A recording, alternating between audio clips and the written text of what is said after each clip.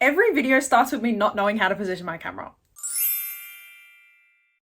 Hey guys, what's up? It's Belle. Welcome back to my channel. If you're new here, hello. If you've come back, thank you so much. Today's a very exciting video. We are doing our monthly reading wrap up for We are doing our monthly reading wrap up for the month of May, which is super, super exciting. I'm trying to be more consistent now and actually do these monthly because we all saw my last one was like 3 months rolled into one. So we had a very exciting month this month. I read a total of 6 books, which I'm very proud of. I read some really highly anticipated reads of mine as well, and also books that you guys were just yelling at me to read for such a long time. So without further ado, let's get comfy, let's get cozy, and let's get right on into the video. Okay, so as I said, I did read 6 books this month, which is really exciting. I did do a challenge earlier on in the month if you saw my previous video where I read 4 really popular book talk books. So the first couple that we're going to discuss are going to be those books. So the first book that I read this month was one that has been on my TBR for so long. I think it's like one of the first books I ever purchased after I got back into reading 2 years ago, and it has just sat on the shelf and sat on the shelf and sat on the shelf. I've tried taking it on vacation many times because it is a summer read, and for some reason I couldn't get into it. But this time I said, okay, I'm going to commit to this and do it as part of my 4 popular book talk booktube books.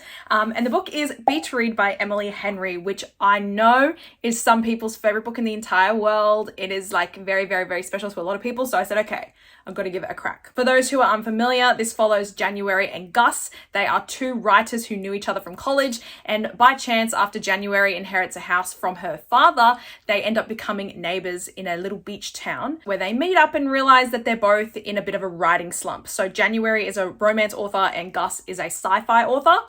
They get to chatting and they go, here's an idea.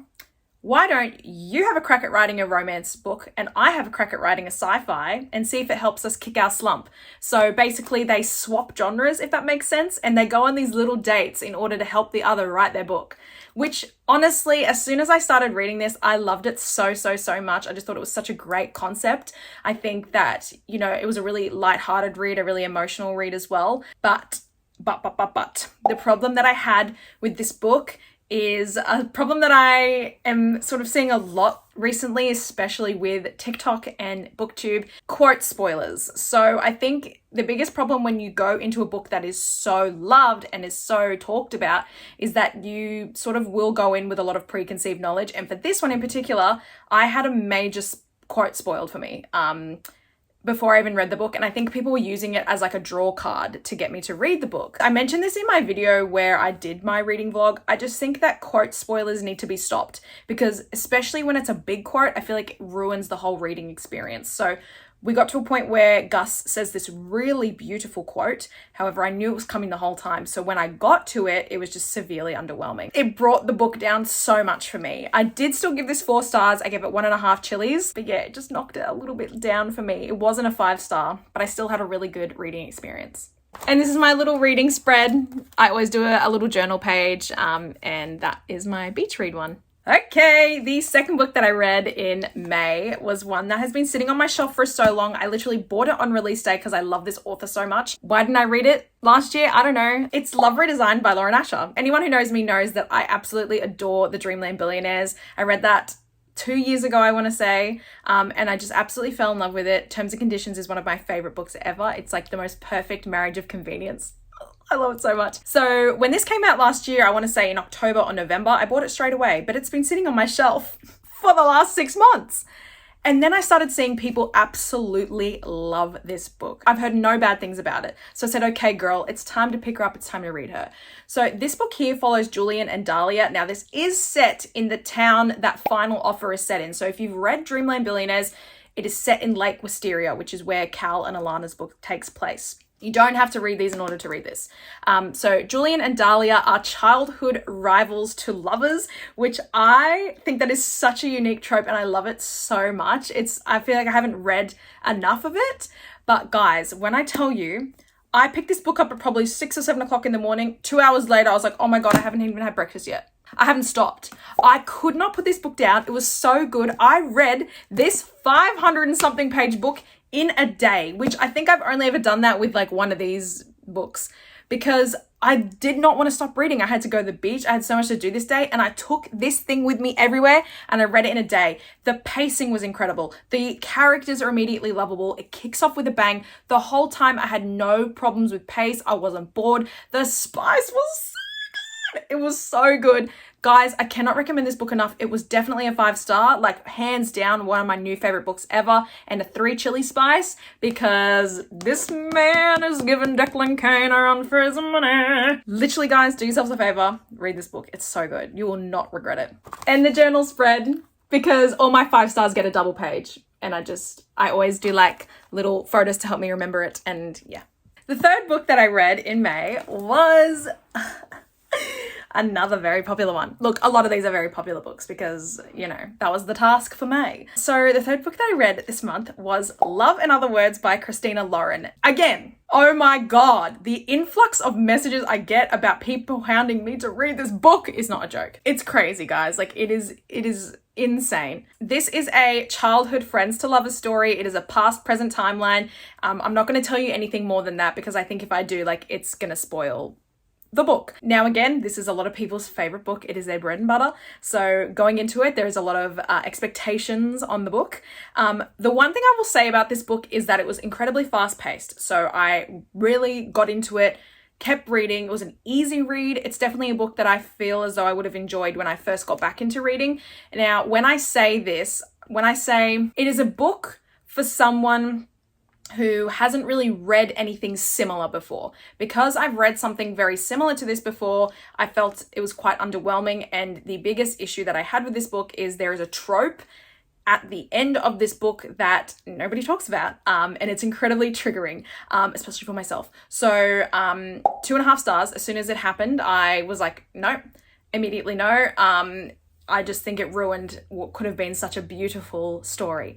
So 2.5 stars and 1.5 chilies. Not worth it, I'm sorry. And that's the journal spread. You can tell I did not really care much for this book. The fourth book of May was Love Theoretically by Ali Hazelwood, which you guys know I'm the biggest fan of Ali Hazelwood. I just love all of her books so much.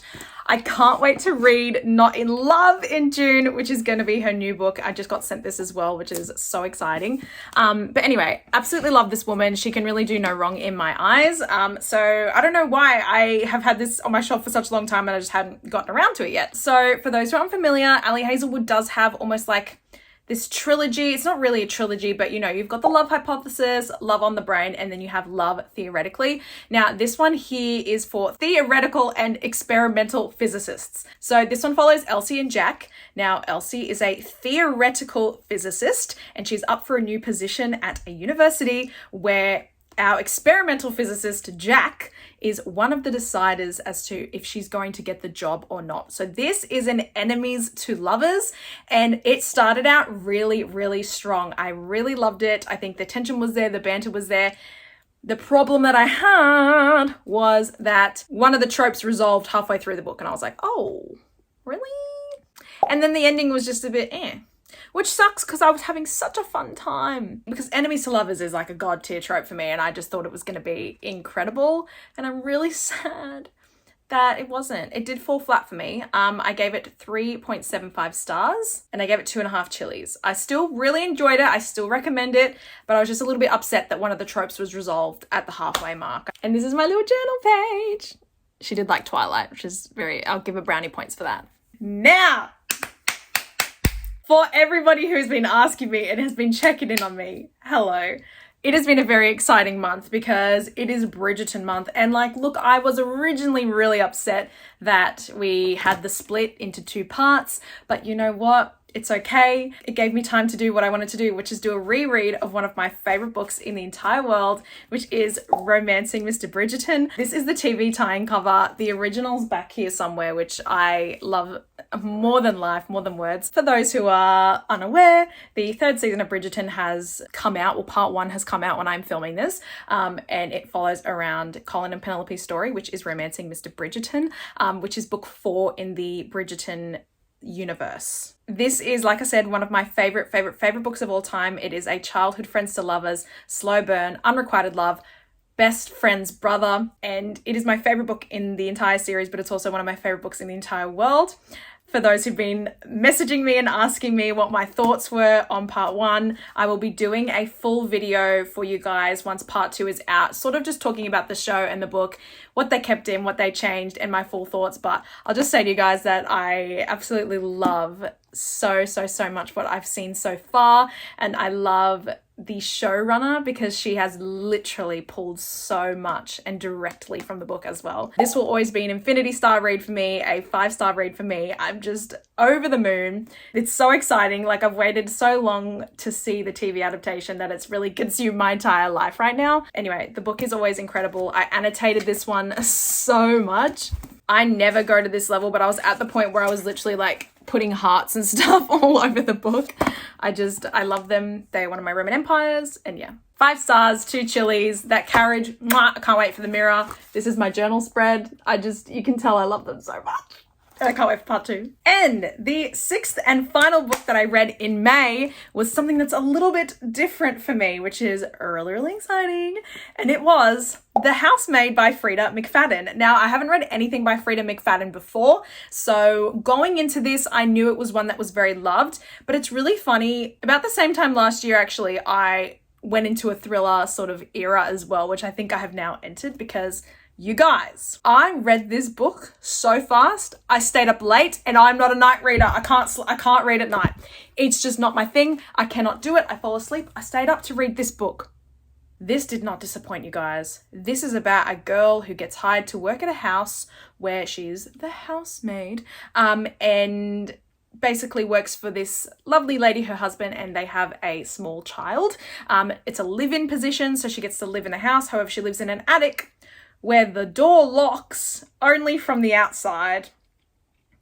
I finished this book and I had to go downstairs and tell my mom about it because I was shook. Definitely gave me like same vibes as maybe like Verity, but this was still so... Verity's like my elite. I love that book so much. It's my favorite thriller I've read so far. This was so good. My jaw was on the dang floor. I gave it 4.5 stars.